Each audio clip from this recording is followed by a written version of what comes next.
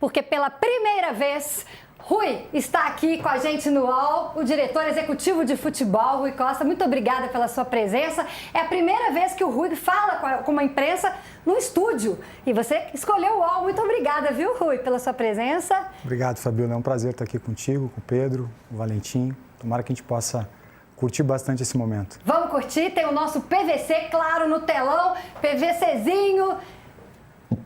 Oi, PVC, diga. PVC no departamento médico. PVCzinho está em recuperação no departamento médico, mas já ele vai estar de volta aqui na segunda-feira. Ele senta aqui nessa cadeira de novo. A gente vai falar muito aqui no programa sobre o São Paulo, claro, nesse começo aqui. A gente quer sua participação. A gente quer like, por favor, gente, por favorzinho. Programa especial com o Rui aqui hoje, que veio aqui no estúdio para falar com você, torcedor do São Paulo. A gente quer like, a gente quer que você participe da enquete. Tem enquete, hein? A enquete sobre o São Paulo. O que você acha, hein, Rui? Vamos ver. O que é mais importante para o crescimento do São Paulo em 2026? O que você acha? Foi a chegada do Rafinha? Foi a paz na política? Tempo para Crespo trabalhar? Agora ele pode trabalhar em paz aí? Ou reforços que agregaram? Quero saber sua opinião e, claro, participa no chat também, no chat nosso aqui, que a gente vai ler a sua pergunta para o Rui e ele vai responder. Para começar, Rui... Eu vou pegar essa enquete aí e vou falar dos reforços que agregaram. Eu te confesso que eu estou positivamente muito impressionada com o que o São Paulo tem feito em 2026. Falei isso ontem no programa, você não estava aqui, então para poder não dizer que eu estou aqui passando pano para você. Mas os reforços chegaram sem custo, né? E chegaram a vestir a camisa de titular, estão jogando muito bem. Como é que é essa mágica aí de 2026? Como é que foi esse trabalho?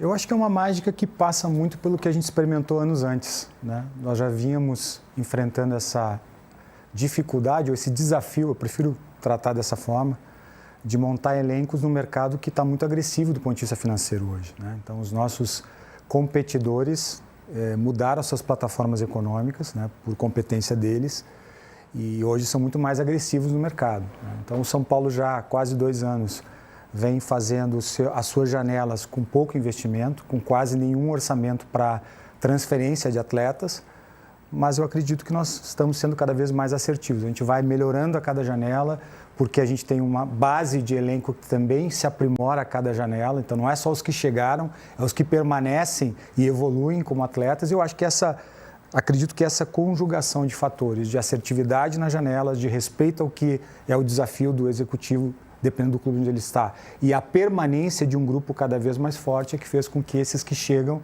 possam melhorar e desempenhar rapidamente. Muito legal. O Cauli foi o último aí a chegar. Já está no bid, Cauli? Tá, o Cauli vai estar à disposição do Hernan Crespo. Cauli já está à disposição aí no fim de semana. Valentim, muito boa tarde. Não cumprimentei vocês dois. Gente, que vergonha. Não cumprimentei PVC, não cumprimentei Pedro e não cumprimentei Valentim. Desculpa, perdão. E veio com o uniforme do América. Pois é, esse PVC, ele não perde. Olha eu, de Americana. América Mineiro hoje, ó, em homenagem ao Coelhão. Valentim. A clássico do fim de semana. É verdade. Ô, PVC, você até que não tá tão doentinho assim, não. Tá ligadaço, né? Tá ligadaço em tudo. Valentim, Rui Costa, é todo seu. Rui, obrigado por estar aqui, viu? Prazer estar com você. Aliás, o homem responsável de trazer o Rui aqui. Muito obrigada, Valentim. Você acabou de citar como os rivais do São Paulo agora têm mais bolada, podem chegar mais poderosos financeiramente falando, e grande parte da blindagem que o São Paulo tem tentado nesses últimos meses são as renovações. Sabino, Marcos Antônio, Luciano, Negrutti, tá tudo fechado já? Tem bons encaminhamentos, eu te diria que já no caso do Luciano, do Negrutti, esses atletas que tu falaste, nós já conseguimos avançar para a etapa de contratos, de propostas. O Sabino ainda falta alguns detalhes.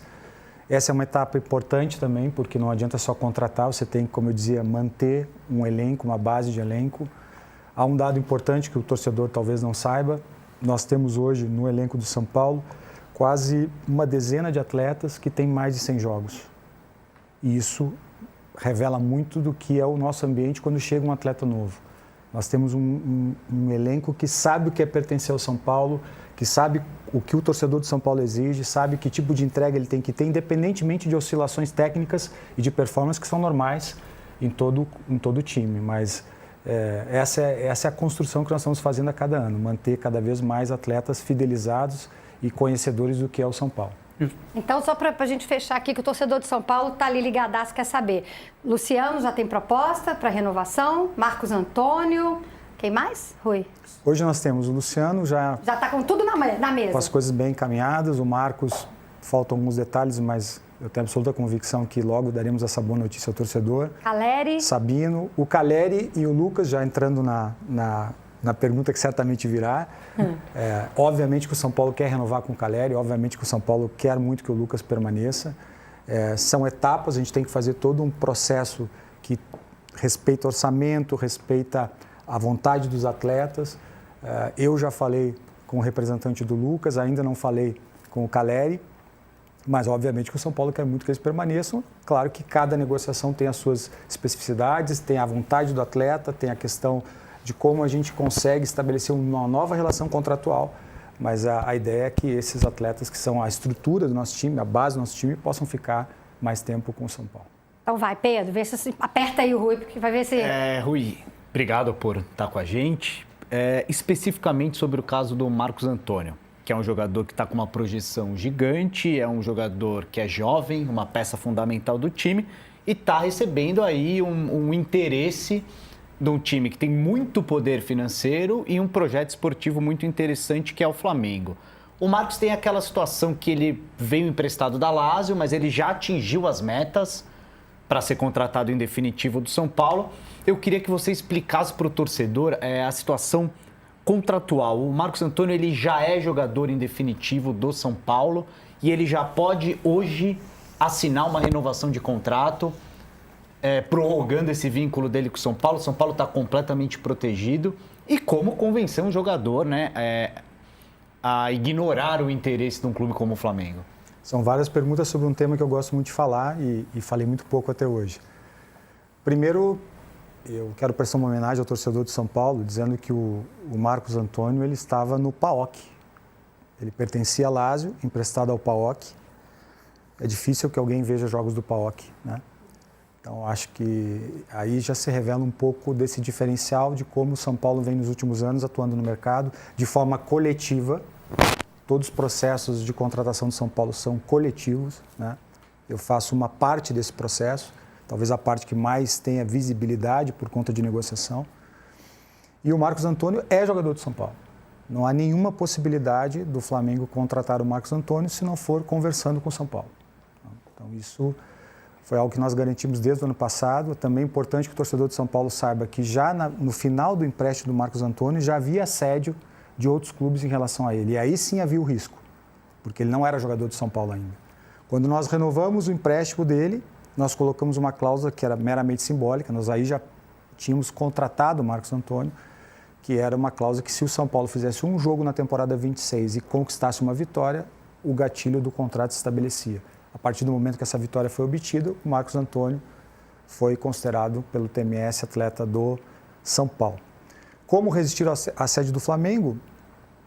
A partir do posicionamento de mercado da grandeza do São Paulo. O São Paulo é tão grande quanto o Flamengo, o São Paulo é tão importante quanto o Flamengo no ecossistema do futebol mundial. E foi isso que eu transmiti ao Boto pessoalmente quando estive com ele, porque achei que era essa importância que o Marcos merecia e que o torcedor do São Paulo merecia, que eu fosse até ele, dizer a ele que respeitava e entendia a vontade do Flamengo de estar interessado no Marcos Antônio, que tem 25 anos, né? Mas que naquele momento o São Paulo não podia abrir mão do seu Arrascaeta, do seu Paquetá, do seu Caio Jorge. Daí que se depreendeu que essa era a precificação que nós tínhamos feito, e nunca foi, porque você não precifica o que você não quer vender. E a partir daí o Boto foi muito sensível às minhas ponderações, e aí foi uma etapa de construir impedir o assédio do Flamengo é muito difícil, pela força que o Flamengo tem. E aí a questão do Marcos foi uma outra etapa, que é uma boa história a ser contada também.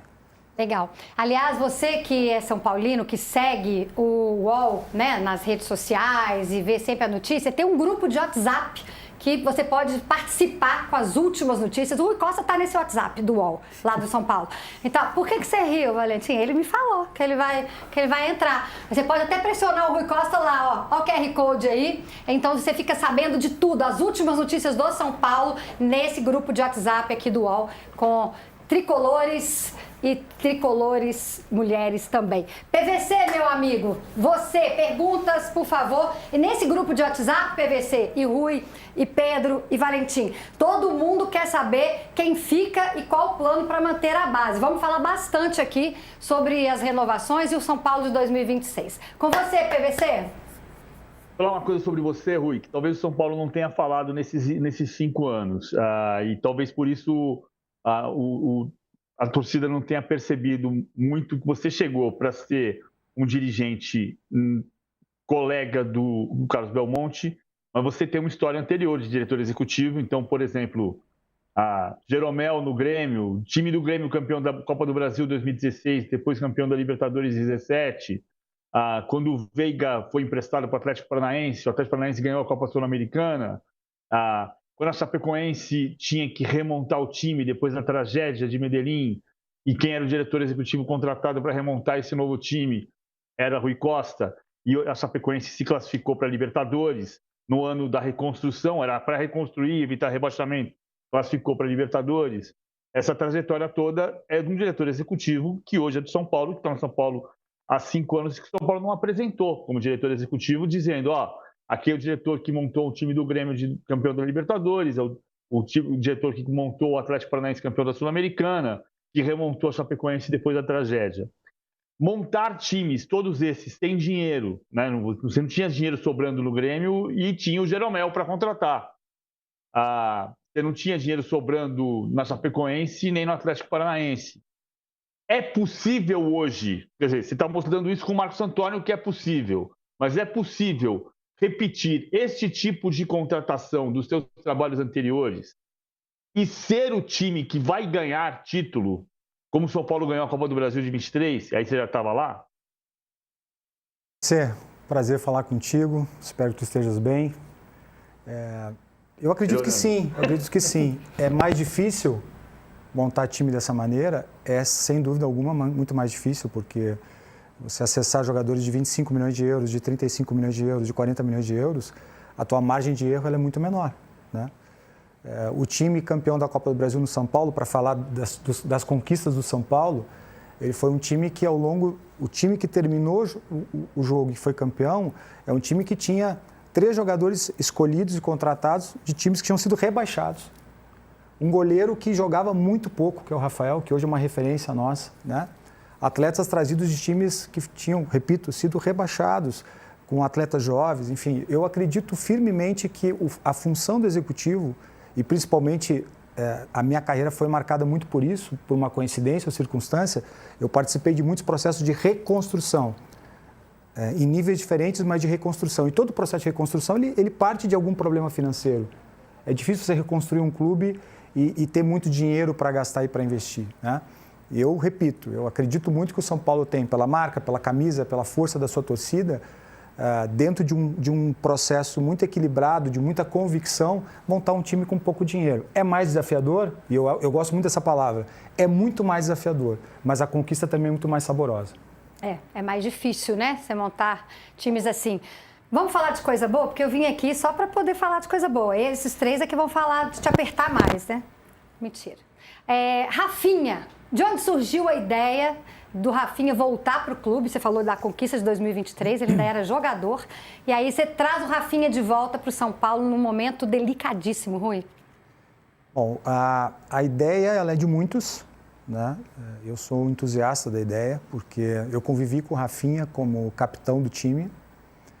E convivi com o Rafinha em momentos que o torcedor não sabe, né? Momentos difíceis do grupo, momentos em que nós tínhamos que negociar débitos, momentos em que havia uma frustração muito grande por uma derrota. Eu me lembro, e eu faço questão de contar isso para o torcedor, quando nós perdemos a Sul-Americana, eu entro no vestiário, estamos todos absolutamente devastados, porque era um título que nós queríamos muito conquistar. No meu caso, eu seria bicampeão da Sul-Americana. E que é um título, obviamente, que o São Paulo merece muito mais do que isso, mas quando o São Paulo entra numa competição, ele tem que ser campeão, né? Importante isso, né? E de todos que estavam lá, todos muito abatidos, quem chorava copiosamente era o Rafinha. E aquilo me acendeu uma chama assim, que nunca apagou. Não é possível que um cara que conquistou tudo que ele conquistou, um cara que fez no futebol que ele fez, esteja tão envolvido emocionalmente com um clube que ele chegou há pouco tempo, comparado com outras trajetórias. Mas ele é São Paulino também. E aquilo me marcou muito, né? Tem a coisa porque do o profissionalismo, ele pode conviver com a paixão, pode conviver com vínculos emocionais que transcendem o contrato. E é isso que ele trouxe para o São Paulo de novo, né? A negociação de contrato com ele durou 3 minutos. Foi o que eu ofereci e foi ele dizer, quando é que eu assino? Né? E o que ele aporta para nós, desde o dia que ele chega até o momento em que ele sai, agora eu vinha para cá e disse, Rui, eu vou te esperar quando tu voltar que eu quero falar contigo. Ou seja, ele não é aquela figura, e eu trabalhei em vários clubes com figuras parecidas com esse perfil de ex-atletas, ele rapidamente incorporou uma disciplina profissional, de anotações, de postura, ele não está lá porque ele é o Rafinha, ele está lá já desempenhando a função de um gerente esportivo. E tem sido uma figura fundamental para o nosso processo. Legal. Valentim. E a gente falou na entrada como o CT da Barra Funda meio que esvaziou nesses últimos meses, né? Tinha antes o Márcio, tinha o Júlio, tinha o Belmonte, tinha o Nelsinho, hora outro Chapecó, e agora tem você e o Rafinha, basicamente. O Muricy também saiu, claro. Muda muito um CT esvaziado, lógico, a crise política mais amena ajuda, mas o bom momento do São Paulo refletido com um CT mais, abro aspas, esvaziado, é algo real? É algo palpável?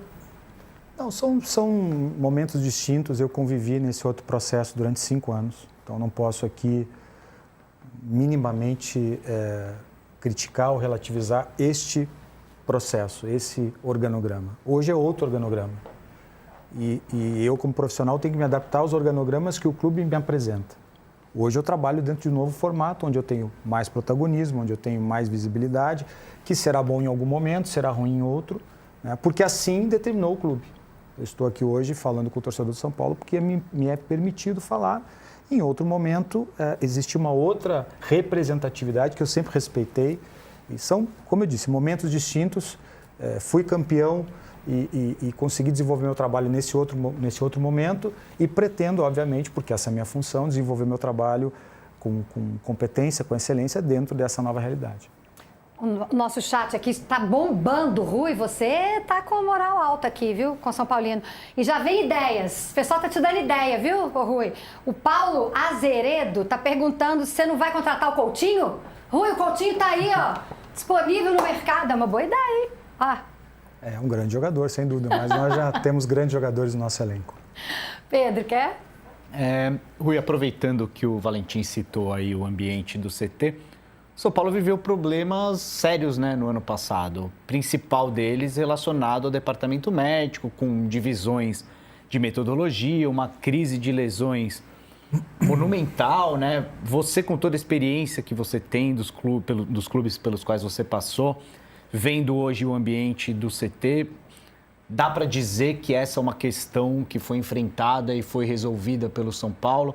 A gente está no começo do ano com uma incidência baixa de lesões, mas é começo do ano. Como é que você vê essa estruturação dos profissionais de apoio ao elenco, principalmente do departamento médico do São Paulo para essa temporada? Nós evoluímos, sem dúvida, e evoluímos porque fizemos um diagnóstico e uma intervenção, e assim que tem que ser em qualquer processo de gestão, em qualquer aspecto humano. Você faz o diagnóstico, faz a intervenção e observa o resultado dessa intervenção. Nós fizemos isso.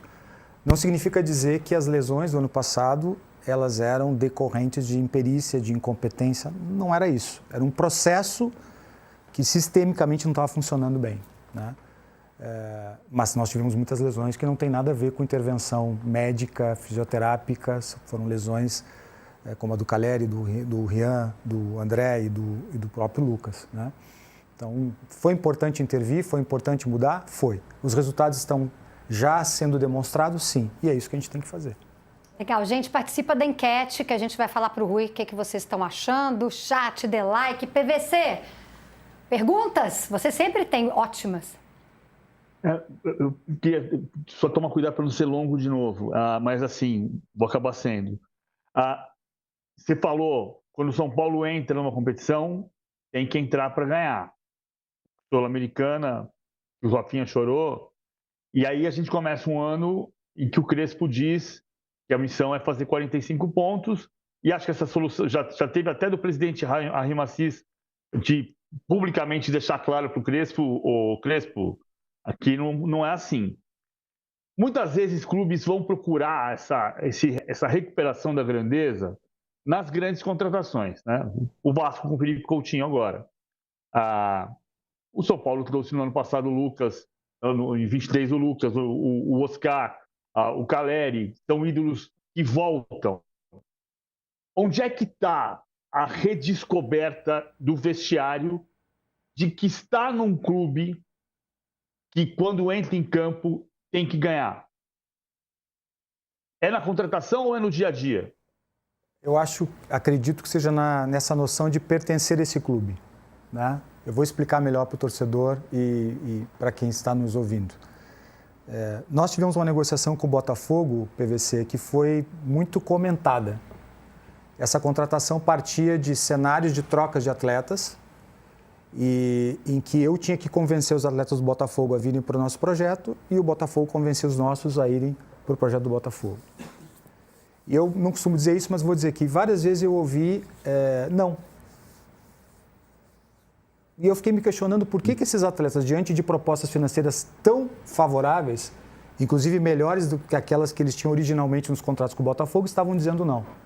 Esse é o papel do executivo, identificar o que está acontecendo. E a primeira coisa que me ocorreu é que eu tinha que valorizar cada vez mais, e eu transmito isso ao torcedor de São Paulo, aqueles que aqui estão por opção. E o primeiro diferencial de todos os atletas que nós contratamos, não só agora, como no passado recente, é de que todos escolheram estar no São Paulo. E quando você aumenta o percentual, a quantidade de atletas que escolheram estar no São Paulo, mesmo com os problemas financeiros que o São Paulo tem, mesmo que o mercado se fala, sabendo que o São Paulo às vezes atrasa alguma coisa, atrasa outra, porque o clube está em reconstrução econômica e financeira, eu percebi que ali tinha algo que o dinheiro não pode comprar. Então eu digo muito isso internamente e hoje estou tendo a possibilidade de dizer externamente ao nosso torcedor. O São Paulo não tem o dinheiro que outros clubes têm, mas talvez o São Paulo tenha, PVC, a capacidade de ter algo que o dinheiro não pode comprar. E esse é muito diferente, isso gera muita coisa boa no nosso dia a dia. Legal. Eu até vi uma entrevista do Caleri e ele contando, né? Perguntando dentro da família dele, você acha que eu vou para onde? Para o Atlético, o pai dele, para o Atlético, outra pessoa para o Atlético. Ele falou, eu vou para São Paulo. O Caleri é um bom exemplo desse. E o Alisson não é um bom exemplo desse? Eu queria que você falasse, a gente já sabe o que aconteceu do Alisson, enfim, eu quero saber daqui para frente, Rui, por favor, como ficará a vida do Alisson dentro do São Paulo? Ele está treinando separado? Como é que está a vida do jogador lá? O Crespo não quer ele? Fala a verdade para a gente aqui. Não, Fabíola, vou falar a verdade, um tema que é muito difícil de tratar, porque eu sei que todas as palavras que eu disser aqui, elas vão me gerar alguma responsabilidade com o torcedor, com o Alisson e com as minhas convicções do que eu acredito que é o papel do gestor de futebol. Nós não somos só contratadores e dispensadores, nós somos pessoas que cuidamos dos entes humanos, né? Nós temos que fazer uma gestão humana. O Alisson nunca entrou na minha sala, nem na sala do presidente, para dizer, eu quero sair do São Paulo e ir para o Corinthians. A primeira questão que tem que ser dita é essa. O Alisson, a partir de uma relação que construiu com o treinador do Corinthians, com o Dorival, porque foi campeão no São Paulo com o Dorival, porque tem, se não me falha a memória, quase 150 jogos com a camisa do São Paulo, porque jogou no São Paulo infiltrado, com o tornozelo quebrado, com a costela, tudo isso tem que ser dito, né? O Alisson, diante de um cenário de ter só mais um ano de contrato, de ter já 32 anos, surge a possibilidade, na medida em que ele não tinha tanto espaço, porque hoje o meio de campo de São Paulo é essa realidade que está posta, jogadores muito qualificados, de um perfil diferente do dele, surge essa possibilidade de ir para o Corinthians. E o Corinthians manifesta formalmente a intenção de contratá-lo. E a partir daí, Corinthians e São Paulo sentam à mesa, o São Paulo sabedor do significado que tem isso, eu não sou um idiota, né? Nós construímos um processo negocial que blindasse o atleta e que ele pudesse exercer a sua atividade profissional num clube, algo que historicamente aconteceu aqui em São Paulo, não é a primeira vez que isso acontece. Claro. Né? E por motivos que não me cabe aqui comentar, porque eu tenho muito respeito pelo Marcelo Paz, que hoje é nosso colega, é meu colega e é um homem, um cara de altíssimo nível, e eu jamais vou comentar decisões de outros colegas. o Corinthians desiste da negociação. Quando o Corinthians desiste da negociação, ele cria um novo cenário que cabe a nós tratarmos. O Alisson vai ter que reconquistar a torcida do São Paulo? Nenhuma dúvida disso. Mas o Alisson está integrado, treinando, se esforçando, já melhorou os seus números físicos, teve uma conversa com o Crespo procurou para dizer, olha, eu conto contigo, eu tenho que criar um processo de reinserção tua desportiva, mas também humana, e é óbvio que esse é um assunto difícil, nós tentamos, houve sondagem de outros clubes, chegamos um momento que imaginávamos que era melhor ele jogar num outro lugar, mas essas negociações não são tão simples assim, porque o São Paulo só vai negociar o Alisson dentro dos seus parâmetros. Eu não vou dar o Alisson de graça para um clube porque de alguma maneira se entende que ele não pode jogar mais no São Paulo. Então, hoje, respondendo objetivamente a tua pergunta, mas eu não podia deixar de fazer todo esse contexto. E há que se lembrar, e eu só vou tratar disso aqui, porque o próprio Alisson tratou disso publicamente. O Alisson enfrentou, talvez, o maior inferno que alguém possa enfrentar na sua vida. E ele o superou com dignidade, com coragem, com o apoio do São Paulo, com o apoio do torcedor. Aliás, este atleta chegou na minha sala, aí sim ele foi na minha sala e disse, eu não quero receber salário nenhum enquanto eu não estiver aqui trabalhando. É o mesmo Alisson. Né? Então o Alisson não foi para o Corinthians porque o Corinthians decidiu que não mais o contrataria. E a partir daí ele é jogador do São Paulo. E o São Paulo tem o dever de entender como esse processo tem que ser reconstruído. Nós temos um elenco curto, ou seja, ele é um jogador importante e é assim que ele será tratado. Ele vai então o São Paulo não liberou ele para negociar? Não, São Paulo neste momento não está liberando ele para negociação. Mas o processo de integração do Alisson passa muito pelo Crespo e no início do ano ele também havia dito, você pode até me corrigir agora, que ele poderia sair para o Corinthians, certo? Se a proposta fosse boa, agradasse o São Paulo. Qual é o papel do Crespo nesse processo de reintegração, se ele não é relacionado, se ele não vem jogando? Passa mais pelo quê? Pela questão interna de bastidor ou puramente técnica? Passa pela sensibilidade que o Crespo tem, e ele conversa todos os dias comigo, com o Rafinha, conversa com o presidente, de cada vez tentar entender mais o perfil do jogador brasileiro. Muita gente esquece que o Crespo teve uma passagem rápida no São Paulo da primeira vez. Ele não ficou 3 anos no São Paulo. Ele ficou um período, saiu, voltou, e ele sabe que o jogador brasileiro ele tem suas particularidades, né? Então, o mesmo treinador que teve a coragem de dizer, olha, hoje eu tenho outros atletas na frente, eu conto com ele. O mesmo treinador que disse, olha, se você tem uma proposta que é importante, que tu vai jogar muito mais, que você vai ter muito mais minutos, eu não vou te impedir de prosseguir, como a maioria dos treinadores não compromete a carreira dos atletas, né? Ou pelo menos aquilo que eles querem ter de mais minutos de jogos. E é o mesmo Crespo que agora, diante de tudo que aconteceu, que não foi gerado nem por ele, não foi gerado pelo Crespo isso, tem a generosidade, vamos dizer assim, ou o profissionalismo de dizer, eu conto contigo aqui, nós vamos criar um caminho para que você possa reconquistar o seu espaço aqui dentro e com o torcedor. Porque o Crespo, o Rafinha, eu, o presidente, sabemos o quanto isso impacta no torcedor, o fato dele ter ido num rival, aliás, esse é outro assunto importante, né? Eu não autorizo, Fabíola, alguém aí na tua casa. Tá. Só quem pode autorizar alguém aí na sua casa é você. Sim. Eu não. Então essa história que o Corinthians assustou com o Alisson chegando lá não é verdade?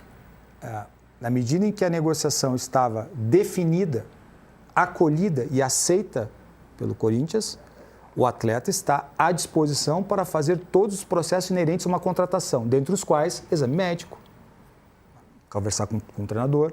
Se o exame médico é em Paris, Bangkok, no Itaim, eu não sei.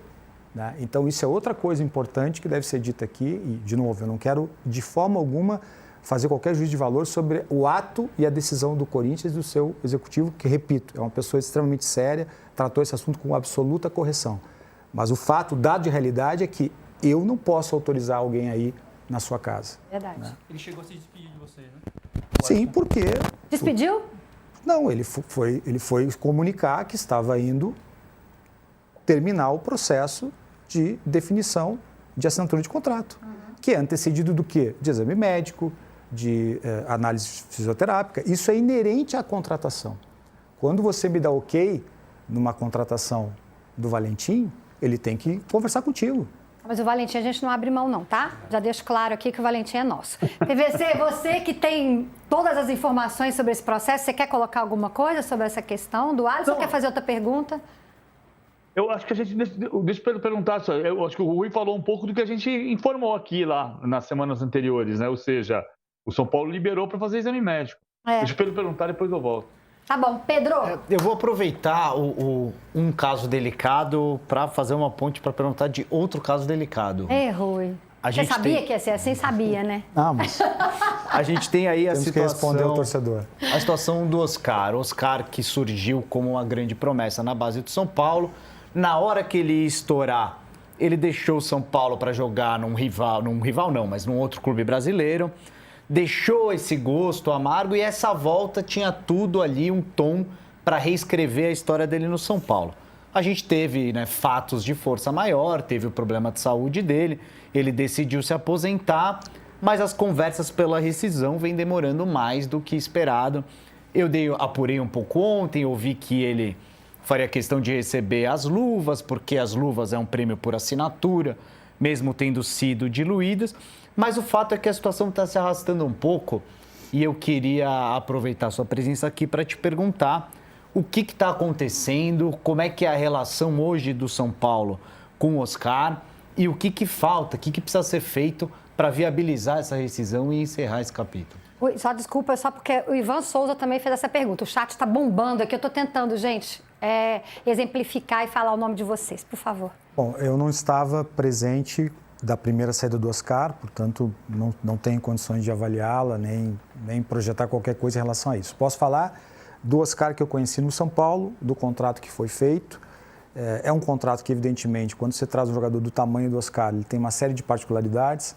Ele estava livre no mercado, mas ele não era um jogador livre. Ele é um jogador que foi, talvez, um dos mais bem remunerados do mundo durante uma época, né? E naquele momento ele era uma contratação, como disse o PVC, que geraria um grande impacto do ponto de vista não só técnico, como de força do clube, enfim, de reconstrução de caminhos, né? Quando ele deixa de jogar futebol por um motivo que não foi causado pelo São Paulo e também não por ele, é um motivo realmente força maior, o fato dessa rescisão não ser o que tradicionalmente acontece nos clubes, ou seja, eu não quero mais o jogador não quer mais o clube, ela demanda esse tipo de demora de análise de contrato, porque os contratos estão assinados. Mas o fato é muito aleatório, o fato é muito diferente da nossa rotina. E, obviamente, o São Paulo está procurando transformar essa rescisão da maneira mais palatável possível, porque o São Paulo, tem débitos com o Oscar, então não é só a rescisão. E por que ela demora? Porque o São Paulo tem algumas questões que já devia, independente de questão de multa, de outras coisas que podem ser discutidas. Então, é importante dizer, o São Paulo está fazendo reuniões com os representantes do Oscar. Eu participei da última reunião, inclusive, com o nosso advogado, com o advogado do Oscar. A ideia, me parece clara, é de convergência de propostas. Agora, é um contrato que tem complexidades, né? O Oscar está querendo receber o contrato até o fim. Nunca aconteceu isso, o Oscar nunca pediu isso, mas o São Paulo também, e esse é o meu dever profissional, do nosso advogado, de todos que trabalham para o São Paulo, é tentar fazer com que essa rescisão seja a menos onerosa possível para o São Paulo, respeitando o contrato que foi assinado. Só para a gente deixar claro aqui para o torcedor, ele abriu mão, se eu estiver equivocada, você me corrija, por favor. Ele abriu mão do salário dele até o final do contrato e aí ele quer receber só as luvas, que é aquele valor, que é a premiação para a assinatura do contrato. Fabíola, eu não posso entrar nesse nível de detalhamento porque tem a questão de confidencialidade dos contratos e nesse contrato, e quando eu falo confidencialidade, o contrato não é secreto, é bom deixar claro. Qualquer pessoa que conviva no clube profissionalmente tem acesso, os contratos estão no sistema, não são contratos secretos, mas tem cláusula de confidencialidade. Ele, obviamente, não quererá receber salários até o fim do contrato, porque não trabalhará para isso. Agora, por exemplo, ele não recebe. Não. E nem seria praxe, né, Rui? Não, assim, existe um prazo, desde o momento em que ele deixa de poder trabalhar, que está sendo considerado. Existem questões, repito, e eu falo isso com muita tranquilidade, que não foram pagas nos prazos que deveriam ser pagos, o que é normal, a gente renegocia. E existem duas questões contratuais que estão sendo debatidas de forma mais contundente, que aí sim há divergência de valores, mas que não passam pela exigência de ganhar por aquilo que não fez. Que dia que é a reunião? Está marcada já. Não, já fizemos uma reunião. Agora, vamos dizer assim, a bola está com quem representa o Oscar. Eu ainda hoje, antes de vir para cá, falei com o nosso advogado e as coisas estão andando e eu acredito que a gente vai solucionar isso a tempo. Então já aconteceu a reunião. Sem judicializar. Eu estou confiante que nós vamos chegar a um bom termo. Deixa de olhar o WhatsApp, vai que a gente pode dar ao vivo essa notícia, né, Rui? PVC! Aí a camisa 8, que era do Oscar, vira a camisa do Marcos Antônio. E aí, como tem coisa que a gente reconstrói com contratação, às vezes reconstrói com descoberta, com dia a dia e com contratação e com pertencimento que você citou. Quem descobriu o Marcos Antônio? Descobrir não é a palavra certa, o Marcos Antônio jogou na Lazio, o Marcos Antônio jogou no Shakhtar. Como é que se percebeu? Quando se fala que assim, foi um trabalho do scout, foi você que descobriu, foi o Belmonte que estava lá ainda, o que foi que aconteceu para transformar o Marcos Antônio, nesse momento me parece, no que é hoje o melhor jogador do time, apesar do Lucas? Essa é uma pergunta muito interessante, porque normalmente pai de criança bonita todo mundo quer ser, né? E eu não acredito na PVC, te digo isso com muita sinceridade, eu não acredito de que a escolha de um atleta ela é individual ou é de um profissional, de um indivíduo, porque não foi isso que o futebol me ensinou. E especificamente no São Paulo, mais ainda, porque nós sempre fizemos contratações erradas ou acertadas num processo coletivo. Esse processo coletivo tinha várias origens, às vezes era um jogador indicado pelo scout, pelo Muricy, por mim, pelo Belmonte, enfim, pelo presidente na época. Então, sempre foi um processo que, a partir de um nome, de definição de um perfil, então, mais do que o nome, o perfil que nós buscávamos era de um centrocampista pleno, que a gente chamava, ou seja, um jogador capaz de atender às demandas que o futebol moderno exige hoje. E o nosso scout destacou 5, 6 jogadores com esse perfil. E a partir daí, como sempre fazíamos e fazemos até hoje o Rafinha está integrado nisso, comigo, inclusive, nós olhávamos os jogadores e o Marcos Antônio rapidamente chamou a atenção de todos nós, pela capacidade que hoje é vista em campo. Ele controla o setor, ele domina o setor, ele é muito inteligente. Num primeiro momento havia alguma dúvida pelo tamanho dele, né? E ele, quando chega aqui, me disse: Rui, eu não joguei na Lazio porque os italianos disseram que eu era muito pequeno, né? Mas só que o futebol dele é gigante. Então eu diria que a vinda do Marcos Antônio ela é um processo efetivamente coletivo a partir, obviamente, de destaques do scout e do São Paulo. Legal. Gente, a gente tem uma arte para poder ilustrar aqui. Podemos colocar na tela, por favor? Esses são os jogos do São Paulo em 2026, né? Então o Mirassol fez 3-0 quando começou, hein, Rui? Que momento, hein? Começou aquela turbulência, vai cair no Paulista e tal. São Paulo 1-0 no São Bernardo, empata com o Corinthians, jogando bem, né? A Portuguesa vence por 3-2, o Palmeiras vence por 3-1 e aí começa o grande momento, né? O 2-1 no Flamengo, 2-0 no Santos, aqui misturado, né, gente? Vocês estão entendendo, né? Brasileirão e Paulista, né? Empata com o Santos, aí vence o Primavera, num jogo difícil, muita chuva, 2-0 no Grêmio, porque aí, acho que talvez, né, o melhor jogo do São Paulo, aí o 2-0 no Grêmio, e vence a Ponte. Agora essa é a ordem dos jogos. Dito isso, Rui, a pergunta que o São Paulino não para de falar no chat ou no chat, fica a seu critério. 45 pontos, menos 7, dá 38. Tá pertinho de fugir do rebaixamento? Não, mas o 45 pontos, e eu faço questão de dizer isso publicamente, foi uma clara intenção do Hernan de proteger o seu elenco, né? E eu falo muito para ele isso. E isso é outra coisa louvável. Ele é um treinador argentino que faz um esforço hercúleo para falar português. É verdade. Né? Diferente de outros. Diferente de vários. E ele tem um vocabulário muito rico, ele não é um cara muito inteligente, né? E às vezes, quando ele quer falar o português, ele procura frases mais simples, né? É óbvio que quando ele diz a nossa meta é 45 pontos, isso não tem muito a ver com gramática, né? Tem a ver com uma intenção dele de proteger o elenco naquele momento e que talvez a mensagem tenha sido distorcida ou ele errou, né? E isso nós tratamos assim pessoalmente, o presidente falou com ele, eu falei com ele. Ele tem essa postura que eu admiro muito, que é de realmente escutar e ponderar, e tanto que ele mudou o discurso, porque esse é o discurso que o São Paulo precisa fazer, e ele faz parte do São Paulo, né? Então, essa questão dos 45 pontos, ela não é uma realidade nem dele no dia a dia. Ele provoca muitos atletas, estimula muitos atletas, e os nossos atletas também estão trocando muito com ele. Eu vejo assim, os jogadores do São Paulo, os atletas do São Paulo, querem muito que o Hernan também entenda como é esse processo de ter êxito no São Paulo, porque muitos foram exitosos ali, né? Então, eu te diria um pouquinho mais sobre essa lista de jogos, que é incrível que nós estejamos enfrentando isso, né? Aí, ó. Eu te diria, sem sombra de dúvida, que até o jogo contra o Corinthians nós estávamos em pré-temporada. Tem esse né? peso, claro. Então nós enfrentamos o Mirassol, o São Bernardo e o Corinthians ainda num processo de pré-temporada. Rui, o que significa isso? Os jogadores não estavam plenamente adaptados a esse novo momento de temporada, a preparação física ainda não era ideal. Claro. E aí você tem que ser competitivo, tem que somar 3 pontos, né? Mas depois da Portuguesa perdeu. Sim, porque a gente perde jogos, né? A partir do jogo da Portuguesa, o jogo do Palmeiras, nós começamos a entrar no que nós chamamos de realmente temporada que se inicia a partir da escolha de jogadores, de uma colocação de jogadores do mesmo patamar físico, que isso é fundamental numa temporada, que é pela primeira vez depois de muitos anos, o PVC é uma enciclopédia ambulante. Eu não me lembro, pelo menos desde que estou no futebol, que o Campeonato Brasileiro fosse de janeiro a dezembro. O PVC já falou, a primeira vez que começa em janeiro e termina em dezembro. Então né, tudo isso muda o teu planejamento. Brasil de 68, mas era outra coisa. Ela começou em agosto de 68, terminou em 69, mas eram etapas diferentes. É a 7ª vez, é a 8ª vez que começa em janeiro. Começa em janeiro. Mas é a primeira vez que os times se apresentam, tem 2 dias de exame, 4 dias de treino e jogam. Isso não tem em lugar nenhum do mundo. É isso. E obviamente que isso impactou nossos resultados iniciais, né? Então... Claro. Valentim? Rui, mas essa trinca de jogos que você citou também compreende como o momento do impeachment do Júlio. Como é que foi viver isso? Você acompanhou o impeachment, por exemplo, estava vendo o resultado, existia já uma concepção de que era difícil o segmento do Júlio. Como é que foi blindar o CT da Barra Funda? Se eu não me engano, você já estava sozinho nessa época, né? O Muricy afastado por questões pessoais. Como é que foi lidar sozinho com esse turbilhão político que o São Paulo vivia? E o quanto que o impeachment impactou também no time, a calmaria, assim?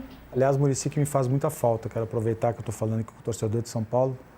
E ele faz muita falta para todos nós, né? Mas eu falo com ele seguidamente e ele não esteve conosco nesse momento porque estava com problema de saúde e ele é um cara que faz muita falta para mim, pessoalmente, e para o São Paulo. Nós sempre procuramos tratar as questões profissionais e esportivas da maneira como elas têm que ser tratadas, né? Olhar para dentro do clube, olhar para o mercado, olhar para as necessidades que o clube precisava do ponto de vista profissional, né? Esse processo de impeachment, para mim, não tem nenhuma relação com as derrotas que tivemos. Seria muito fácil para mim dizer, para não dizer outra coisa, dizer que esse processo foi o causador das derrotas. Não foi isso, né? Então, a questão das derrotas, ela passa muito por esse início de temporada, aliás, onde outras grandes equipes também perderam. Né? Equipes com muito mais investimento que o São Paulo perderam. Por quê? Porque, como disse o PVC, é humanamente impossível você ter uma semana de preparação para o início de uma temporada. Então, não tem relação nem direta nem indireta com isso. O fato de hoje haver um ambiente um pouco mais pacificado, vamos dizer assim, isso não prejudica e torna as coisas um pouco mais... se fala só de futebol, né? Mas eu não posso, de forma alguma, dizer que as derrotas que o São Paulo sofreu, elas têm relação com processos políticos. Fabio, o Muricy teve influência na decisão de escolher o Rafinha? Não, o Muricy não teve, mas obviamente que o Muricy... Eu acho que a influência do Muricy, ela passa pelo tamanho da pessoa que nós tínhamos que escolher para substituí-lo. Ele é insubstituível. Sim. Ainda que sendo insubstituível, como ele determinou que era o Rafinha? Porque teria que ser alguém próximo do tamanho que ele tem ou com a penetração, com a capacidade de já chegar no São Paulo sabendo que é o São Paulo. E essa pessoa era o Rafinha. Então, ele não nominou, ele não escolheu, mas o parâmetro que ele estabeleceu conosco nos 5 anos em que convivemos com ele, eu estou falando do meu convívio, ele chegou no São Paulo com 14 anos, 13 anos, Sim. Foi com que nós tivéssemos que escolher o Rafinha. Aliás, eu vou aproveitar também e mandar um beijo para o professor Muricy, que foi meu colega no outro CNPJ e eu morro de saudade dele também. Para a gente fechar, porque senão o Rui vai ficar bravo com a gente aqui. Pedro e depois você, PVC. Vai lá, Pedro. Rui, o assunto que o torcedor mais gosta, né? O São Paulo se reforçou bem, com inteligência, com custo baixo. Eu sei que vocês têm no São Paulo hoje algumas limitações de fluxo de caixa que precisam ser respeitadas para não atrasar mais direito de imagem. Mas mesmo assim o torcedor sempre quer mais e sempre está interessado. Eu queria saber, tem alguma outra oportunidade de mercado como essas que o São Paulo aproveitou que você está observando, que vocês estão monitorando? Ainda existe alguma coisa para acontecer nessa frente de contratações ou o torcedor deve começar a encarar o elenco de São Paulo como um elenco que está fechado para a sequência da temporada? Bom, eu particularmente confio muito no elenco que nós temos hoje, né? Com os que chegaram, com os que ficaram e com os meninos, eu chamo de meninos, que também precisam de um espaço. Nós temos que ser muito criteriosos quando escolhemos um jogador que vem de fora, porque eu preciso entender se ele acrescenta tecnicamente, se ele tem um perfil que eu não tenho aqui e, principalmente, se ele não vai, de alguma maneira, interromper o desenvolvimento e o crescimento dos atletas que são formados em Cotia. Hoje nós temos no nosso elenco 11 atletas formados em Cotia. Eu não sei se o Barcelona tem isso. Inclusive, tinha uma pergunta aqui, por que o São Paulo não valoriza a base? Eu acho que valoriza, poxa. São Paulo valoriza a base. Nós temos hoje, desses 11 atletas, 4 ou 5 que nós chamamos de atletas de transição, ou seja, eles treinam conosco e jogam no Sub-20, que é também um processo de crescimento para esses meninos, né? E, então, se tu me perguntas objetivamente, Rui, o elenco está pronto? Na minha avaliação, sim. Mercado de futebol é outra coisa. Enquanto a janela estiver aberta, pode sair algum jogador nosso e pode chegar outro jogador, porque a formação de elenco é assim. Mas eu tenho absoluta convicção que com o trabalho, com o grupo que nós temos, com o nível de compromisso que esse grupo tem, com o perfil daqueles que chegaram e, repito, com o crescimento que eu vejo diariamente, junto com o Rafinha, com o presidente, nos treinamentos que eu acompanho diariamente, o São Paulo tem sim uma equipe, um grupo de trabalho capaz de competir em qualquer nível e contra qualquer adversário. PVC, grande finale, você, vai, brilhe. Não, só duas coisas. Uma, então, essa resposta sobre Cotia indica que o São Paulo não precisa necessariamente do que se chamou no ano passado de fundo Cotia. Ou seja, o São Paulo está formando jogadores competitivos em Cotia, independentemente da necessidade de ter que comprar o pré-formado. E segundo, quando você fala tem condição de competir por tudo, quer dizer, São Paulo está neste ano para ser campeão neste ano. A tentativa é essa. Não é uma obrigação, como a torcida gosta de dizer, mas o compromisso é tentar ser campeão em 2026. Eu penso que essa é a responsabilidade de quem veste isso aqui, né? Há o desejo de ser campeão, né? Isso é importante, há o desejo de ser campeão. E esse desejo se materializa todos os dias através de gestos, né? Do nível de compromisso dos nossos atletas, da dedicação de todo o externo, das pessoas que trabalham no clube, de como nós estamos cada vez mais próximos com o treinador buscando essa proximidade com os atletas, de como o presidente tem sido atuante no ponto de vista de criar mecanismos de pagar as coisas, de deixar tudo em dia, né? Nós temos débitos com os atletas ainda, nós temos débitos individuais com vários atletas, mas isso está sendo tratado de frente. Então, esse desejo de ser campeão, que ele é inerente a quem veste a camisa do São Paulo, ele tem que ser transformado em gestos. E eu acredito, PVC, que esses gestos estão sendo desenvolvidos e praticados diariamente. E sobre a base, tá? Base é do São Paulo, 100% São Paulo, e acabou essa história? Não, nós temos hoje um ambiente criado para receber os atletas formados em Cotia. Esse é o mais importante. Não adianta você formar se ele não joga. Não adianta você formar se o atleta não tem a perspectiva de estar treinando com o grupo principal. Repito, o São Paulo tem hoje 11 atletas formados em Cotia no seu elenco. Alguns já em definitivo, outros em processo de transição. Isso é um número muito expressivo e certamente desses 11, não todos estarão plenamente integrados, mas eu posso garantir que desses, 4, 5, serão atletas de alto nível do São Paulo. Rui, como te agradecer, muito, muito obrigada, em nome do PVC, meu, do Valentim, do Pedro, de todo mundo aqui do UOL, obrigada por vir presencialmente aqui, a primeira entrevista que o Rui deu, né, exclusiva, num estúdio, foi aqui no UOL, muito obrigada mesmo, e antes de você ir embora, a resposta da enquete, para vocês ficar com isso na cabeça e contar para o Rafinha. Apesar de que ele foi muito bem votado aqui, o Rafinha também. Então, o que foi mais importante para o crescimento do São Paulo em 2026? Foi a chegada do Rafinha? 32%. Paz política, acho que é o que o São Paulino sonha. 40%, a paz política é o que mais importa nesse momento. Tempo para o Crespo trabalhar, 14%, e os reforços, 15%. Então, que seja instituída a paz no São Paulo. Muito obrigada, viu, Rui? A gente segue junto aqui, né? Vamos, então, falar dos assuntos aqui de hoje. Tem muito assunto ainda para falar. Obrigada a você, São Paulino, ou não, você que está aqui querendo saber o que o São Paulo está planejando para 2026. Obrigada pela sua presença. A gente faz um break rapidinho e já volta.